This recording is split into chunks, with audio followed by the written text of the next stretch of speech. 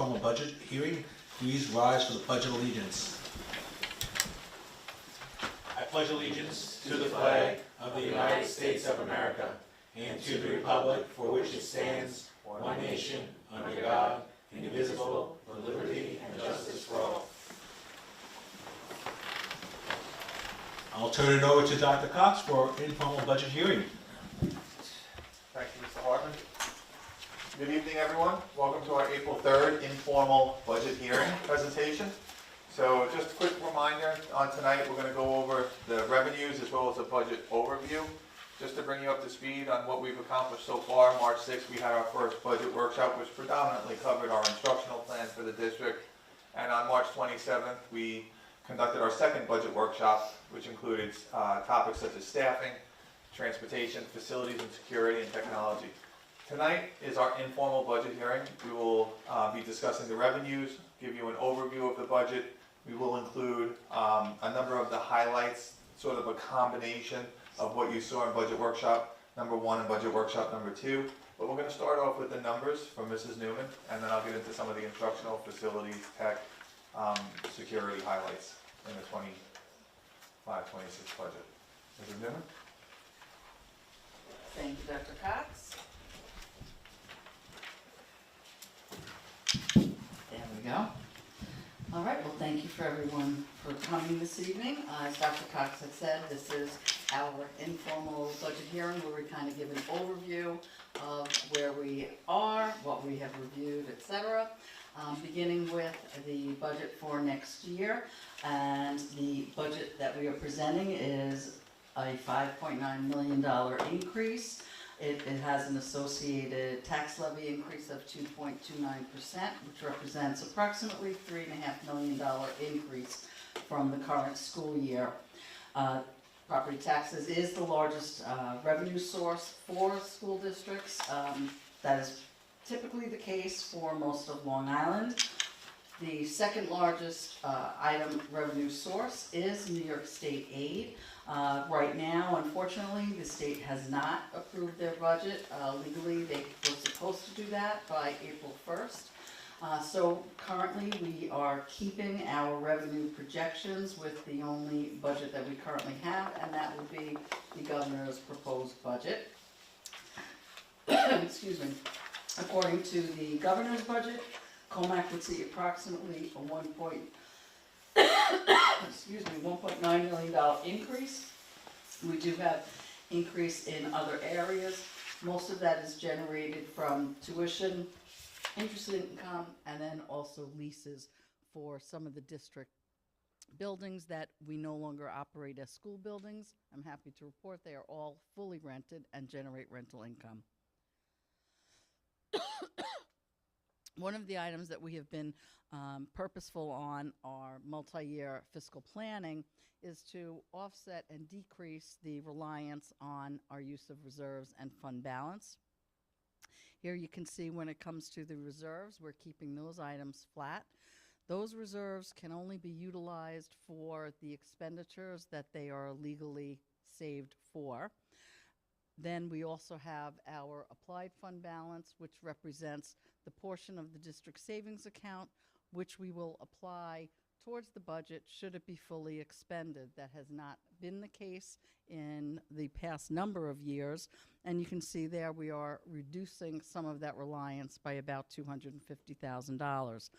Should we get additional state aid once the state approves the budget, that would be an area that we would look to further reduce as well.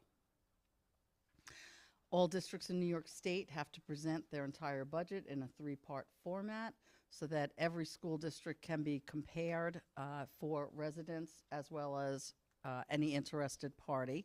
The largest portion of our budget, as it should be, is the program, or what I like to call the walls-in expenditures. All those expenditures that happen classroom walls in, so the teacher salary, any support staff, textbooks, supplies, things of that nature, followed by the capital or cost of operations area, which is that the infrastructure, what it takes to operate the school district, and then lastly, the administrative component, which is really the general operations and management of the school district. When we see here, the budget to budget increase is 2.62%. It represents about a $5.9 million increase overall. You'll see the largest increase is, again, to the program portion of the budget. That would have been a higher increase, but the district is experiencing a significant amount of retirements, so that number is certainly able to keep the budget manageable and that we're able to present a balanced budget. Again, just to recap, the tax cap increase presented would be a 2.29%, and the budget to increase is 2.62%. And I will hand it over to Dr. Cox to review the highlights. Thank you, Mrs. Newman. So some of the highlights that you're going to see in this evening's presentation are going to be in terms of instructional facilities, security, and technology. Again, we took the 2 budget workshops that we presented, and we combined some of those highlights together. Whenever we go into the planning of our budget, it always starts with our vision. And our vision here in Commack is to transform the educational experience through project-based, authentic learning.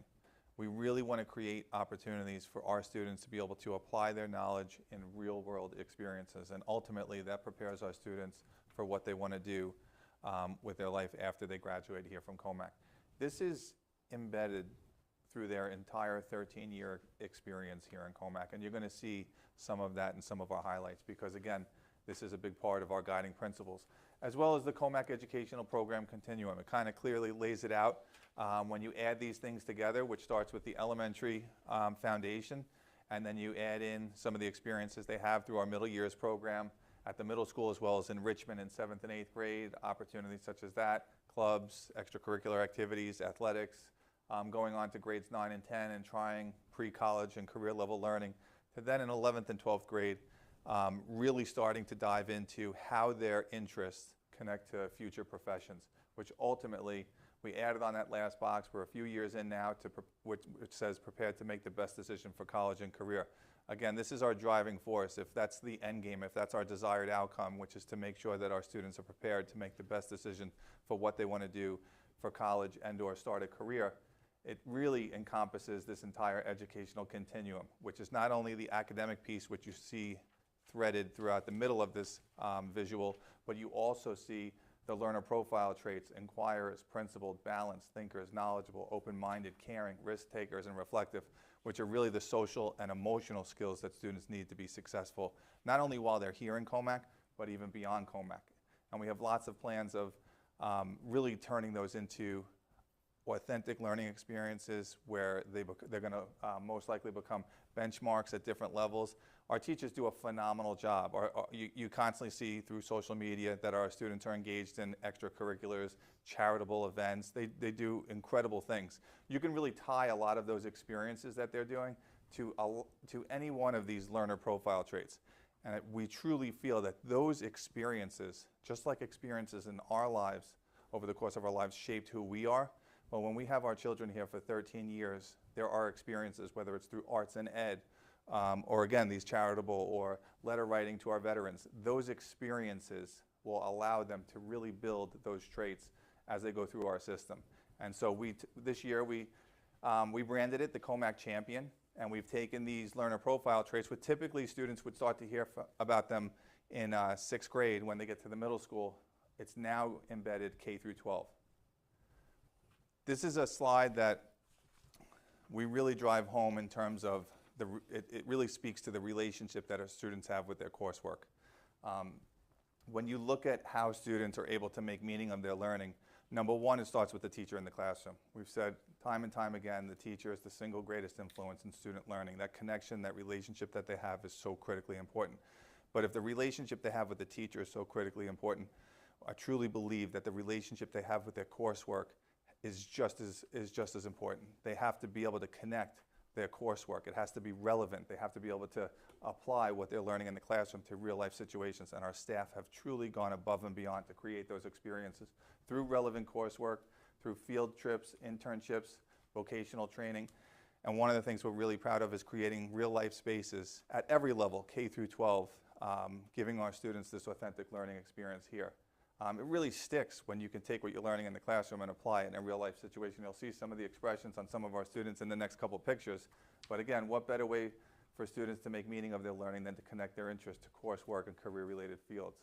So some of the instructional highlights, when you look at the top left, we talk about real-life spaces. You can see students that are building tower gardens in our primaries. We put them in this year. We're going to continue to maintain that in all of our primary buildings.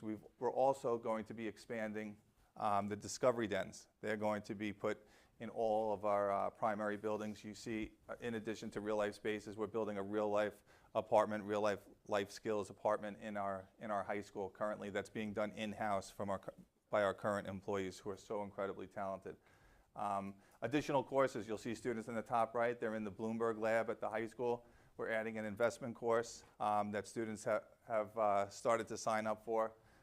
You can see the smile on the bottom right. I think that says it all, that experience of bringing our Marion Carl farm back to life, where that student grew the largest cabbage. That's a lot of coleslaw right there, a lot of corned beef and cabbage, but the students are really engaging in so many different experiences where we're tapping into what our farm offers. And I have to give a lot of credit to our staff. Ryan McGrath, if you're listening, he's done so much work in terms of coming down to our elementary schools and talking to our students about agricultural education. And again, the Commack champion, really embedding that SEL enhancement over the course of the next future years to come. Technology highlights. I kind of spoke a little bit about the discovery dens on the bottom, but you can see how we're transforming some old computer labs, and we'll continue to do that next year, into these amazing spaces that students are. You can see the green screen, B-bots, right, Ms. Pulliam? There's all sorts of different activities that students are able to tap into, and it's more of a lab where the teachers, library media specialists will bring the students here to engage in that type of learning, that authentic learning. You can see in the top left, we're going to continue to implement new PCs. We have a number of PCs in the district, and just like, as you know, at home with technology, it ages pretty quickly, and we really need to stay on top of that to make sure that our staff have the latest and greatest PCs to be able to do what they need to do in the classroom. Incorporating touchscreen Chromebooks, you can see in the top left, and continued professional development with our staff in next year's budget. Facilities highlights, number of items in the facilities department. Just so impressed with what they're capable of doing in-house. You can see even on the bottom right, they replaced some of that older looking paneling with and updated it in the high school auditorium. The Marion Carl Farm, a lot of our in-house facilities, maintenance grounds workers have been there turning over the soil and setting up the garden beds and working with our staff to make sure that they have everything they need. You can see the cows in the background. That's the partnership that we have with LIU, which runs a veterinary school, and this is part of their production animal medicine. But just in front of that, you can see our bee apiary that we have that generates a tremendous amount of honey. Students are participating in bee clubs. It's just a great experience for them, again, to take what they're learning and apply it outside the classroom in a real-life situation. Two key enhancements that you see in the top pictures. On the top left, you'll see stadium lights. We presented that in budget workshop number 2. It's a great visual because it really shows you the latest and greatest technology and how far it's come with stadium lighting. You only have to go a few feet behind those lights before it goes pitch black because they're really spotlit lights for the field itself. And that's important because, you know, we do have a field that's in our community with residents, and we want to be respectful of that. But this will give us a chance to really allow our students to, number one, not come out of the classroom during instructional time to get to a field so they can finish a game before it's dark. We could start at regular time. Sometimes the busing is not available till late in the day. And so being able to have access to lights to make sure that we finish games on that field. We've done for 3 years Soccer Under the Stars. It's been a huge hit. I do want to put a little disclaimer in here that as much as I would love these items up as soon as possible, there is a process that through Office of Facilities Planning, there's a bit of a delay. Once, should the budget be approved, these projects would then be sent up to the Office of Facilities Planning. In some cases, they take 6 months before they can approve, and then there's a process after that. So we're looking at anticipated installation, possibly the summer of 2026, but of course, if we have the ability to do it any sooner, we will. The top right, we're going to do intermediate awnings. You'll see here's an architectural rendering of an awning at Burr Intermediate School. Also looking to do similar awning at Sawmill Intermediate School as well. And last, I think this is, so yeah, that must be the last slide, security highlights. We had shared in the last budget cycle that we approved primary and intermediate door ajar systems. You can see the visual there, which is a great visual that when you want to see all green. If you see the red, that means that door is open. You'd like to see that turn green rather quickly. If it doesn't, our security will report to that location to find out why that door is not closed, whether it's chalked open, which they're able to respond immediately. But it's a great visual. We have it in our command centers. We will have that in our primary and intermediate buildings. Another enhancement is our security enhancement of armed security through covert investigations. We went through a very thorough process, interview process, RFP process. There were a number of vendors that put in. It was narrowed down to 2, then narrowed down to 1. They came, they presented to the board, they spoke to the board about very specific items such as training and things that they might not be able to share in public. But they definitely came out well ahead of everybody else in terms of training and making sure that the relationship that they have with our district, also allowing our current guards, should they want to pursue armed security, that they created an avenue for them to be able to go through the process and qualify just like anybody else. But that was a door that we wanted to make sure we had open for our guards. And on the bottom, our Cedar Road, we have a number of students that are attending Cedar Road. So another upgrade that we need to look at is PA system. So that's included in the 25-26 budget cycle. So a number of upgrades, number of enhancements, number of things that we're maintaining from this year into next year. But we're really excited about the 25-26 budget and some of the enhancements that you'll see. And at this point, I'm going to open it up to the board for any questions related to the informal budget hearing.